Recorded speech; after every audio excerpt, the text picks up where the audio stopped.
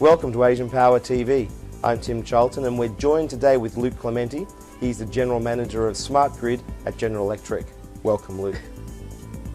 So Luke, can you tell us about what's happening in the region as you travel around and talk to plant operators? Well, first, thank you for having me, Tim.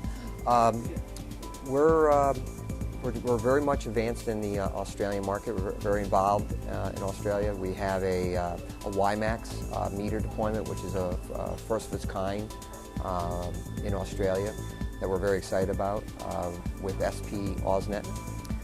We're also looking at opportunities in Korea. We have a pilot going on in Jeju Island in Korea. Opportunities in Japan, China. So we're finding the region is very much interested and active, and including Singapore. We're seeing a pilot here in Singapore this year. So it's a very exciting time for Smart Grid. Yeah, I'm finding, I've been literally this year so far, I've been almost on every continent and other than Antarctica, and I'm finding a real strong appeal. I'm seeing places like India and South Africa have very much some challenges on shortages of power. And when you look at the potential to use smart grid technology, smart metering deployments coupled with demand response that will give the utility the capability to load shift and help shift the loads away from those peak times. The term we also hear used, demand response, the flip side of it really is a form of virtual generation, what we call negawatts instead of megawatts, so that the ability to get better utilization of those assets and shift the load from peak times. So it has applicability to those types of situations. Now tell us about the two biggest economies in Asia, China and India. What are you noticing? Yeah, we're seeing China has announced that they're going to replace all 400 million meters in the country. The term they use is strong grid, but they're making a major investment in smart grid technology. As I've seen, I believe the equivalent of what I call a smart grid arms race has kicked off. I think we live in a very hyper-competitive global economy, and I think there's a sense that no country wants to be left behind when it comes to smart grid technology. Those countries that use energy the most wisely are going to do the best in the global competition, and I'm seeing that these discussions. So when you look at investment, you're going to want power quality, you're going to want cost-effective power, and so smart grid technologies are all about supporting that. Now, we were talking earlier about the pillar approach to managing a smart grid. Can you tell us what that means from GE's point of view?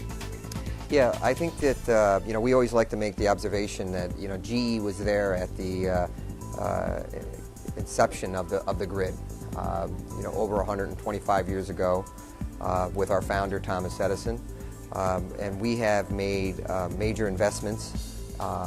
Before it was called a smart grid, I would say that we were very much a leader in what we call protection and control of the grid. We've done a number of acquisitions over the last 20 years, and we have the basic platforms of what a smart grid is. We have the distribution management systems, the energy management systems, which is the control of the transmission system. We have the GIS, Geo Information Spatial Systems. We have the outage management systems.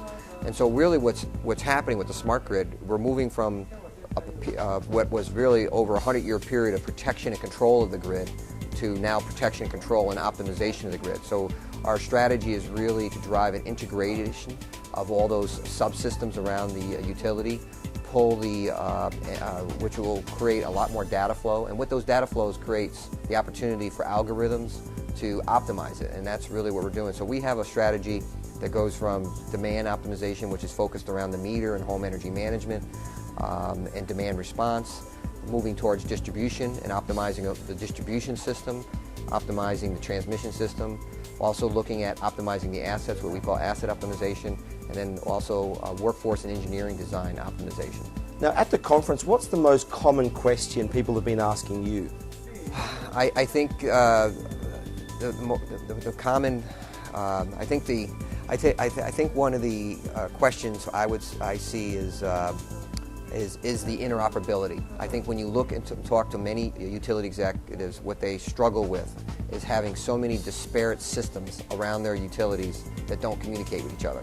So I think one of the hot subjects that we've been presenting here is what we call our system software infrastructure, SSI, or also known as our backbone, where we have been explaining how all these subsystems around the system, we're going to be integrating them. And I think the other thing that we've been holding out is that we're not just saying to our customers, here's the GE solution, we're here, if you buy all the GE piece parts, we can integrate them. I think what we're committed to is saying we're committed to open standards, and we're committed to integrating not only GE but non-GE solutions, and we realize there's no such thing as a greenfield utility.